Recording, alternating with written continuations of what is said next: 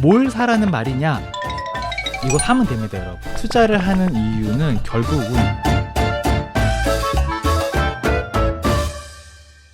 자본주의 사회에서 나의 포지션을 결정하려면 일단은 가장 먼저 중요한 게 뭘까요, 여러분? 저는 가장 중요한 게 주식이라고 생각을 합니다.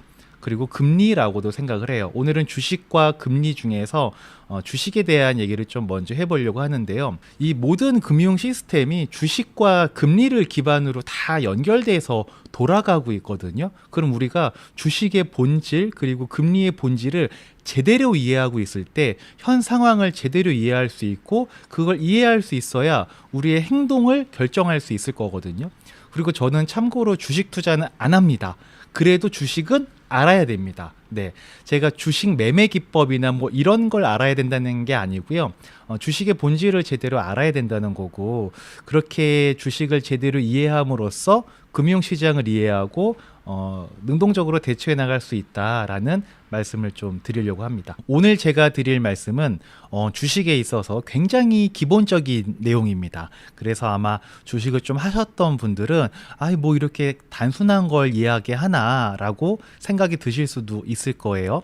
근데 주식을 처음 접하시거나 흔히 뭐 주린이라고도 부르잖아요. 그런 분들께는 주식이 이런 거구나 라고 생각이 되실 수도 있을 겁니다. 지금부터 가상의 시나리오 시작하도록 하겠습니다. 오늘 제가 가상의 인물을 지정을 한 게 동건이입니다. 네, 우리의 동건이입니다. 동건이 친숙한 이름이지 않습니까? 동건이가 빵을 굉장히 좋아해서 빵 만드는 걸 배웠고 남의 가게에서 일을 하다가 이제 본인 가게를 동건이가 준비를 하려고 합니다. 그러면 내 가게를 만들려면 크게 두 가지가 필요합니다. 첫 번째는 뭐냐? 빵 만드는 기술이 필요하겠죠. 그리고 두 번째는 자본주의는 뭐니 해도 뭘 하려면 다 돈이 필요합니다. 네, 자본이 필요합니다. 근데 기술은 동건이 본인 기술이 있습니다. 자본은 빵 가게를 차리는데 10억이 필요하다고 가정을 한번 해보도록 하겠습니다. 근데 10억 중에서 동건이 보유 자금이 7억이 있습니다. 요런 상황이에요. 요런 상황인데 근데 동건이는 빵도 만들 줄 알고 빵을 만들어서 장사를 하고 싶은데 빵 가게를 차리려면 돈이 10억이 필요한 거예요. 근데 동건이는 얼마밖에 없어요? 7억밖에 없죠. 그러니까 이 나머지 3억이 부족해서 빵 가게를 시작을 할 수가 없는 거예요. 그래서 동건이가 3억이 모자라서 내 빵 가게를 못 하니까 이 돈을 빌려야겠다. 그래서 은행 대출을 신청을 하러 갑니다. 근데 은행에 대출을 신청하러 갔더니 동건이는 남의 가게에서 일하다가 본인 가게를 차리려고 원래 다니던 직장을 그만뒀죠. 그러니까 무직자이고 백수인 상태인 거예요. 그래서 백수인 상태에서 은행에 대출 신청하러 가면 은행에서 대출을 해줍니까? 안 해줍니까? 네, 안 해주는 거죠. 그래서 동건이는 너무나 슬프게도 대출을 거절당하게 됩니다. 그래서 막 울고 있었어요. 막 울고 있어. 눈물을 펑펑 흘리면서 울고 있었는데 그때 엄마가 등장합니다. 그냥 있을 수 없죠. 그래서 동건이 엄마가 3억을 투자를 해줍니다. 네, 자식 간에 뭐 빌려주거나 그럴 수도 있지만 그냥 과감하게 엄마가 투자를 하는 거예요. 그래서 동건이는 엄마의 투자금으로 인해 자신의 투자금, 자신의 보유 자금 7억 원과 합쳐서 빵 가게를 오픈을 하게 됩니다. 그래서 그 빵 가게의 이름은 파리바게트가 아니라 독리바게트라는 빵 가게를 오픈을 하게 됩니다. 요 빵 가게는 이제 타인의 자본이 함께 들어왔기 때문에 앞에 주자라는 말이 붙게 될 겁니다. 그래서 이 빵 가게의 자본금은 10억이 되는 거고요. 이 중에서 동건이가 7억을 댔죠. 그럼 동건이는 지분율이 70%가 되는 것이고, 그쵸? 엄마는 몇 퍼센트입니까? 엄마는 30%가 되는 겁니다. 네, 이런 상태로 이제 빵 가게가 시작을 하게 됐습니다.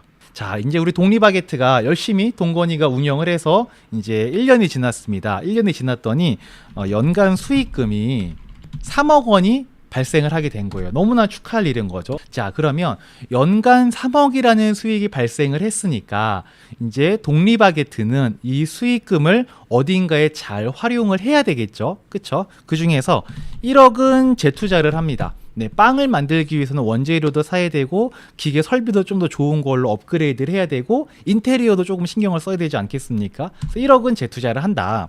그리고 1억은 유보금으로 놔둔다.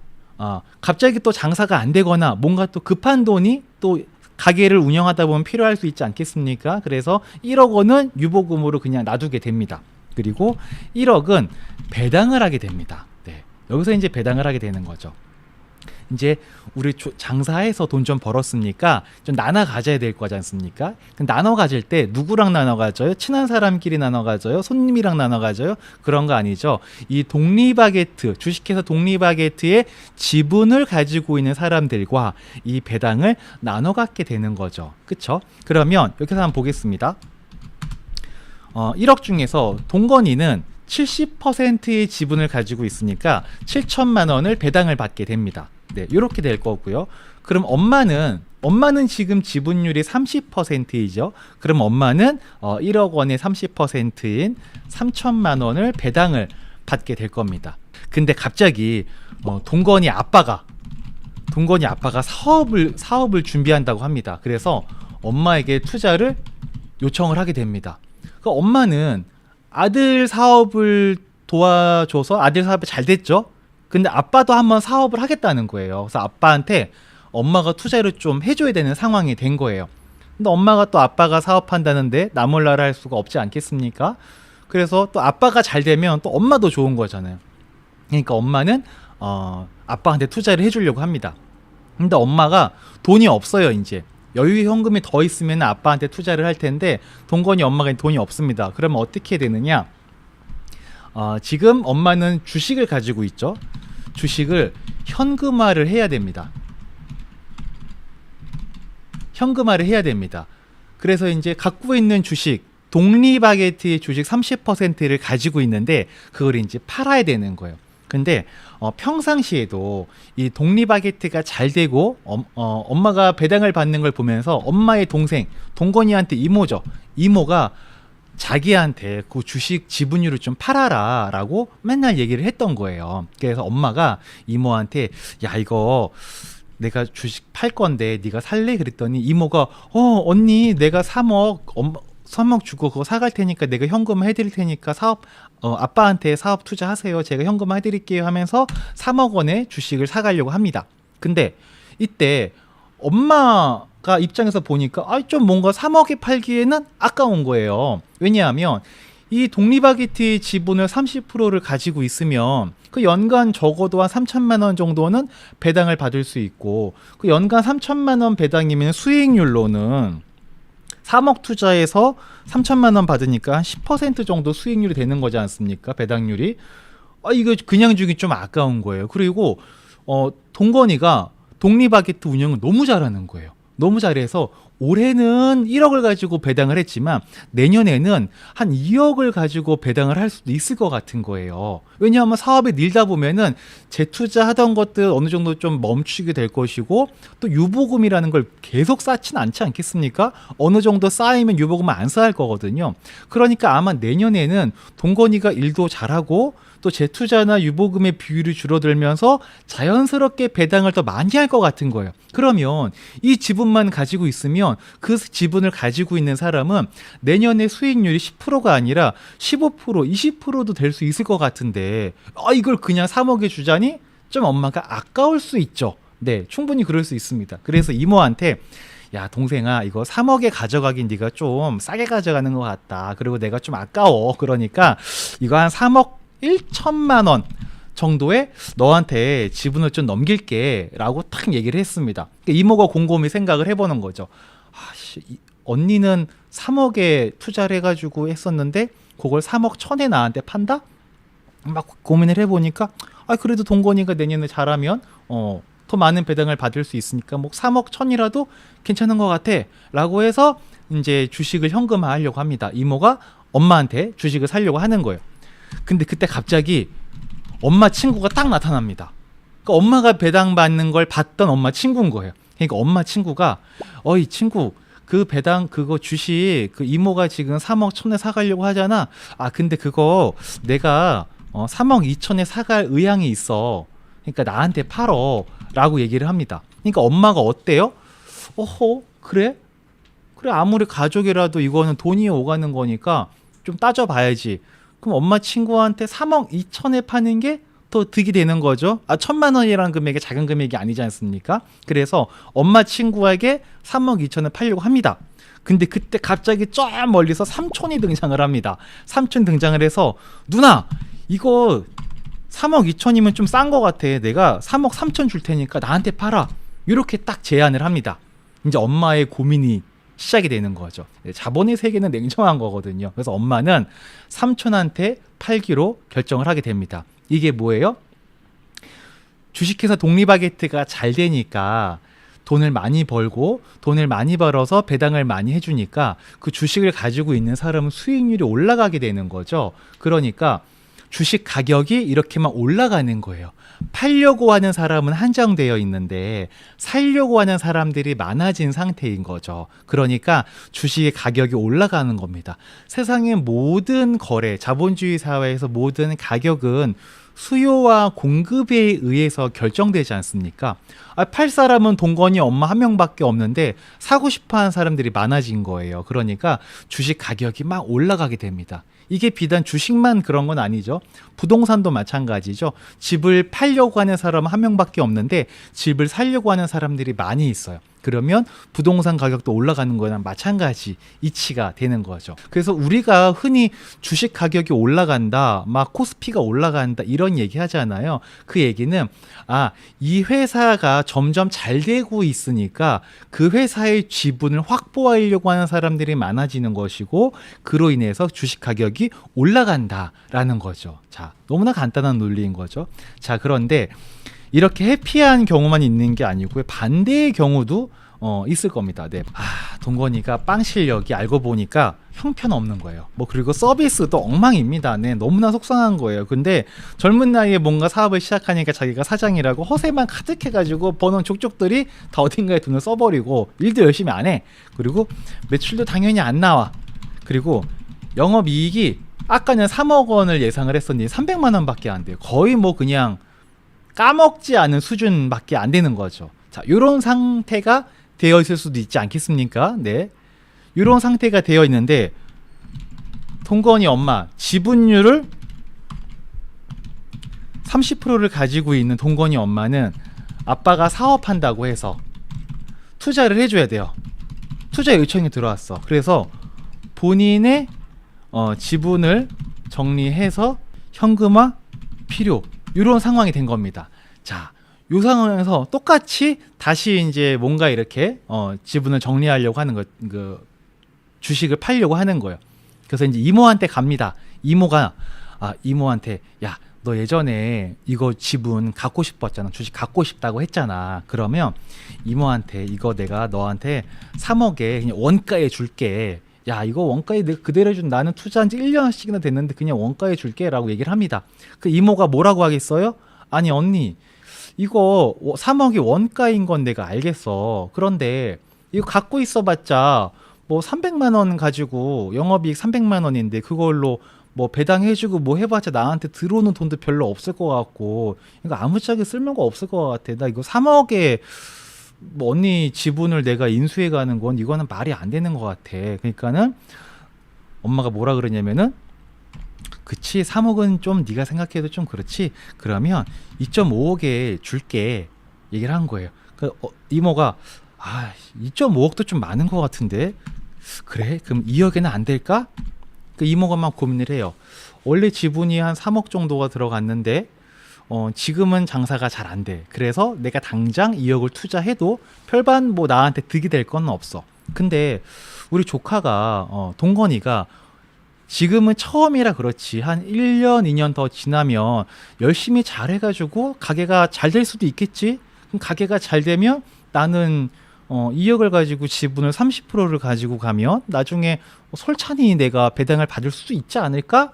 라는 희망을 가지고 이모가 2억 원의 지분 30%를 엄마한테 받아오기로 합니다. 이런 상황이 딱 되는 거예요. 그래서 이제 엄마는 현금화 2억을 해서 2억이라도 아빠 사업에 투자를 해주려고 합니다. 현금을 쓰려고 합니다. 근데 갑자기 2억 원의 주식을 넘기려고 하는 그 찰나에 갑자기 동건이가 딱 나타나가지고 이모하고 이모를 잠깐 불러 세웁니다. 그러면서 동건이가 이모한테 얘기하는 거예요. 이모, 내 집은 엄마처럼 30% 똑같이 줄 테니까 1.5억만 주세요 라고 얘기를 합니다. 그 동건이도 자기 지분을 팔아서 어디 급하게 현금을 쓸 때가 좀 있었나 봐요. 근데 살려고 하는 사람은 이모밖에 없는데 팔려고 하는 건 엄마도 팔려고 하고 동건이도 팔려고 하는 거예요. 그러니까 이게 점점 가격이 내려가기 시작을 합니다. 그러니까 이모 입장에서는 똑같이 30%의 지분을 얻으려고 할 때 2억을 달라는 사람이 있고 1.5억을 달라는 사람이 있어요. 좀 더 싸게 파는 사람이 생긴 거예요. 그럼 이모는 엄마한테 지분을 사올까요? 동건이한테 지분을 사올까요? 그건 당연히 동건이한테 사오지 않겠습니까? 그래갖고 동건이한테 이제 딱 1.5억의 지분을 사오려고 하는데 갑자기 저기 멀리서 동건이 할아버지가 뚜둥 하고 나타납니다. 알고 보니까 동건이가 처음에 일을 시작을 할 때 엄마한테도 3억을 투자를 받았지만 할아버지도 동건이한테 3억을 투자를 해준 거야. 그래서 할아버지도 지분율 30%를 가지고 있던 거죠. 그래서 할아버지가 동건이 아무리 내 손자지만 하는 꼬라지 보니까 영 이거 별로 매력이 없을 것 같다. 재미가 없을 것 같다. 현금을 해가지고 남은 여생 그걸로 좀 즐기다가 이제 정리해야겠다. 이런 마음이 드신 거예요, 할아버지. 그래서 이모한테 야야 나는 30% 1억에 줄게 하고 탁 제안을 합니다. 그러니까 어떻게 된 거예요 이제? 살려는 사람은 이모밖에 없는데 팔려고 하는 사람들이 많아진 거죠. 당연히 할아버지한테 사야 되지 않겠습니까? 같은 지분율 30%인데 2억짜리가 있고 1.5억에 파는 사람이 있고 1억에 파는 사람이 있어요. 그러면 당연히 1억에 파는 사람한테 사게 되겠죠. 네, 이런 구조가 이제 만들어지게 되는 겁니다. 자, 이건 뭐냐면 이제 어떤 주식회사는 이 회사가 잘 안 돼요. 그리고 앞으로도 그렇게 잘 될 기미가 별로 보이질 않아. 그러면 그 회사의 주식을 팔고 싶어 하는 사람들이 많아지게 될 겁니다. 그리고 근데 살려는 사람들은 별로 없어요. 그럼 주식 가격이 뚝뚝뚝 떨어지게 되는 거죠. 자, 이 말씀을 드리는 이유는 뭐냐면 투자를 하는 이유는 결국은 배당을 받기 위함이다. 그리고 우리가 투자를 할 때는 배당을 많이 할 수 있는 회사, 즉 돈을 잘 버는 회사에 투자를 한다. 이게 이제 기본이라는 거죠. 그래서 돈을 잘 버는 회사에 투자를 함으로써 우리가 얻을 수 있는 건 뭐냐면 배당 수익, 소득이라고 하기보다는 배당 수익 플러스 시세, 주식에 대한 시세 차익에 대한 거를 얻을 수 있게 되는 거죠. 이게 우리가 투자를 하는 목적이지 않겠습니까? 또 이제 어떤 회사, 성장해 나가고 있는 회사들은 사실은 배당 수익이 별로 없습니다. 왜냐하면 회사가 돈을 벌게 되면 아까 보신 것처럼 이렇게 재투자를 하기도 하고 혹시 모를 것에 대비해서 유보금을 쌓아 놓기도 하거든요. 그러다 보니까 처음 회사가 시작되는 곳들, 성장을 막 하고 있는 회사들은 배당을 많이 하지를 않아요. 근데 어느 정도 좀 자리가 잡히고 사업이 안정적으로 돌아가는 그런 회사들은 배당을 많이 하게 되고 그리고 막 성장해 나가고 있는 회사들은 배당 수익보다는 시세 차익을 얻기 위한 투자를 하는 게 일반적인 게 되는 건데, 아무튼 우리는 주식 투자를 하면은 이런 본질적인 이유로 투자를 하게 된다라는 겁니다. 그러면 예전에 같은 경우에는 우리는 어디에 투자를 했었을까를 보면 그때 세계화 시대에는 뭐 여러 자동차, 뭐 화학회사, 정유회사 이런 쪽 차화정 시대라고 보통 많이 불렀었죠. 2010년도 전, 불과 10년 전에는. 근데 지금은 기술의 시대입니다. 세계화 시대에서 지금은 기술의 시대예요. 그러면 앞으로 돈을 많이 벌 수 있는 회사들이 어디냐? 우리는 그런 쪽에 투자를 해야 되지 않겠습니까, 여러분? 그런 쪽에 투자하는 회사들은 보통 기술 관련 회사들일 겁니다. 그게 여러분들이 잘 알고 계시는 애플이나 뭐 아마존, 또 뭐 있습니까? 뭐 테슬라, 그리고 뭐 구글, 뭐 페이스북, 뭐 이런 회사들에 우리가 투자를 하면 되는 거죠. 그러니까 우리가 돈을 가지고 있으면 그냥 있지 않고 어딘가에 투자를 해야 되는데, 이제는 우리는 기술의 시대에 투자를 하면 된다. 기술 관련 회사들, 앞으로 이제 점점 기술 발전들이 어마어마해지지 않습니까? 제가 항상 이제 저희는 기술 관련 회사 투자를 되게 지향을 하고 있는데, 기술 시대가 뭐 이미 다 올랐다 이런 말씀을 하시는 분들도 되게 많이 있으신데 저희는 그렇게 보지는 않고 그리고 앞으로 올라갈 여지는 굉장히 많이 있다라고 봅니다. 그리고 이제 많은 분들이 고민을 하시는 게 이런 회사들 중에서 애플, 아마존, 테슬라, 구글, 페이스북 뭐 되게 많이 있는데 뭘 사라는 말이냐 이럴 때 이 중에서 내가 고를 수 있다. 난 이 회사가 가장 잘 될 것 같아.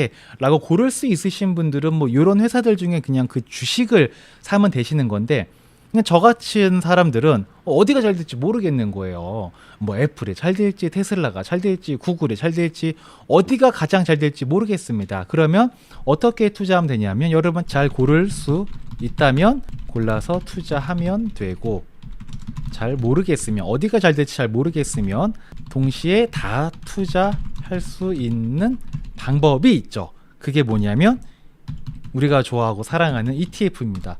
이런 기술 관련 회사들이 다 모여있는 기술 관련 ETF 뭐가 있을까요? 나스닥 100 이거 사면 됩니다, 여러분. 이거 사면은 다 안에 담겨있기 때문에 뭐 고민하고 고민할 필요가 없습니다. 그냥 이런 거 사면 되는 거죠. 많은 분들이 하시는 말씀이 항상 이런 질문을 많이 합니다. 지금 너무 고점 아닌가요? 근데 여태까지 과거의 그래프를 보면 항상 우리가 투자하려고 하는 그 시점은 항상 고점처럼 보이고 고점이 맞고 그러니까 투자할 때 조금 이렇게 머뭇머뭇되게 되고 항상 이렇게 되거든요. 근데 저는 항상 이런 분들한테 드리는 질문이 있어요. 첫 번째는 이게 어떤 질문 드리냐면 10년 후에 나스닥이 지금보다 높을까요? 낮을까요? 우리 한번 생각해 봅시다. 라고 제가 항상 질문을 드리거든요. 저는 아무리 봐도 1번이라는 생각밖에 들지 않습니다. 네. 10년 후에 나스닥이 지금보다 낮으려면 딱 하나의 조건이 필요해요. 10년 후 통화량이 지금보다 적어진다. 그러면은 나스닥 100이 지금보다 줄어들 수 있습니다. 숫자가 내려올 수 있습니다. 근데 자본주의 사회에서 여러분 통화량이라는 것은 늘어나면 늘어나지 줄어들 수가 없습니다. 그러니까 10년 후에 나스닥 100은 지금보다 높을 수밖에 없을 거기 때문에 우리가 돈을 가지고 있으면 투자를 하려고 할 때 그냥 가만히 있을 게 아니라 이런 곳에 내가 어떤 게 특별하게 잘 될지 모르겠어. 나는 너무나 예민하게 섬세하게 핀셋처럼 투자하기 어려워 하시는 분들도 사실은 지금 다 투자할 수 있으세요. 특별한 기술이 필요한 게 아닙니다. 그냥 너무나 투자하기 좋은 환경인 거예요. 그냥 나스닥 사놓으시면 돼요. 거기서 조금 더 공부하셔가지고 그냥 좀 핀셋처럼 그 시대에 맞게끔 뭐 6개월 단위 포트폴리오 리밸런싱, 1년 단위 포트폴리오 리밸런싱 할 수는 있겠지만 그런 거 몰라도 된다. 그냥 사서 기다리면 된다라는 거예요. 시작부터 우리가 투자할 때 어려워하는 이유는 뭐냐면 너무 잘하려고 해요. 물론 잘하면 좋죠. 저는 투자의 시작은 인플레이션 극복이고 은행 이자보다만 높은 수익이면 된다라는 저는 생각을 합니다.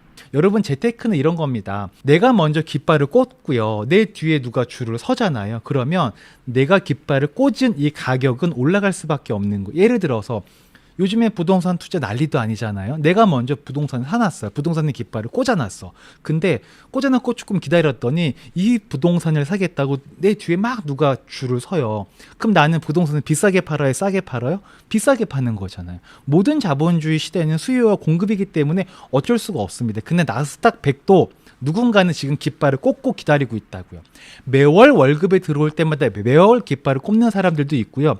내가 가지고 있는 목돈을 그냥 툭 이렇게 깃발을 꽂는 사람도 있어요. 우리가 깃발을 꽂을까 말까 고민할 때 누군가는 꽂고 기다린다니까요. 그러면 10년 지났을 때 누가 승자가 되겠냐고요. 벼락거지가 됐다라는 얘기는 내가 어딘가에도 깃발을 안 꽂았다는 얘기인 거고요. 벼락 부자가 됐다는 얘기는 어딘가에는 깃발을 꽂고 기다렸다는 거예요. 그럼 우리는 지금 계속 고민할 게 아니라 어딘가에 꽂아야 된다는 거죠.